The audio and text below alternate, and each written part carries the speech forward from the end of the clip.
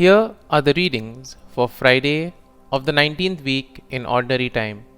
Today's first reading is from the book of Joshua, chapter 24, verses 1 to 13, and the Gospel is from Matthew chapter 19, verses 3 to 12. The first reading, a reading from the book of Joshua. Joshua gathered together all the tribes of Israel at Shechem, summoning their elders, their leaders, their judges, and their officers.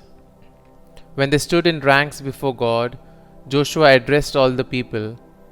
Thus says the Lord, the God of Israel: In times past your fathers, down to Terah, father of Abraham and Nahor, dwelt beyond the river and served other gods. But I brought your father Abraham from the region beyond the river and led him through the entire land of Canaan. I made him descendants numerous and gave him Isaac. To Isaac I gave Jacob and Esau. To Esau I assigned the mountain region of Seir in which to settle, while Jacob and his children went down to Egypt. Then I sent Moses and Aaron and smote Egypt with the prodigies which I wrought in her midst. Afterwards I led you out of Egypt, and when you reached the sea, the Egyptians pursued your fathers to the Red Sea with chariots and horsemen.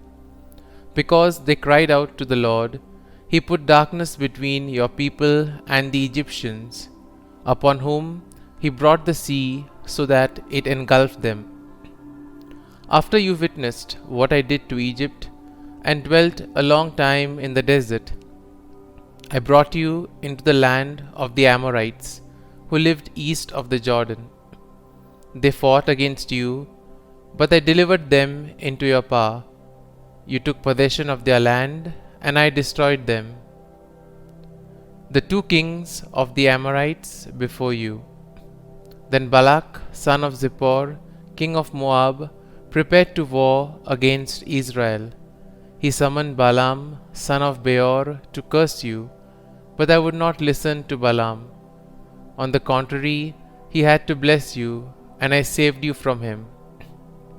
Once you crossed the Jordan and came to Jericho, the men of Jericho fought against you, but I delivered them also into your power, and I sent the hornets ahead of you that drove them out of your way. It was not your sword or your bow. I gave you a land that you had not tilled, and cities that you had not built, to dwell in. You had eaten of the vineyards and olive groves which you did not plant. The word of the Lord. Thanks be to God. Responsorial Psalm. Our response shall be, His mercy endures forever. Give thanks to the Lord, for He is good, for His mercy endures forever. Give thanks to the God of gods, for His mercy endures forever. Give thanks to the Lord of the lords, for His mercy endures forever. Response: His mercy endures forever. Who led His people through the wilderness, for His mercy endures forever. Who smote great kings, for His mercy endures forever, and slew powerful kings, for His mercy endures forever. Response: His mercy endures forever. And made their land a heritage, for His mercy endures forever. The heritage of Israel His servant, for His mercy endures forever. And freed us from our foes, for His mercy endures forever. Response: His mercy endures forever. Gospel acclamation. Alleluia, Alleluia. Receive the word of God, not as the word of men, but as it truly is, the word of God. Alleluia, Alleluia. A reading from the Holy Gospel according to Saint Matthew. Some Pharisees approached Jesus and tested him, saying, Is it lawful for a man to divorce his wife for any cause whatever?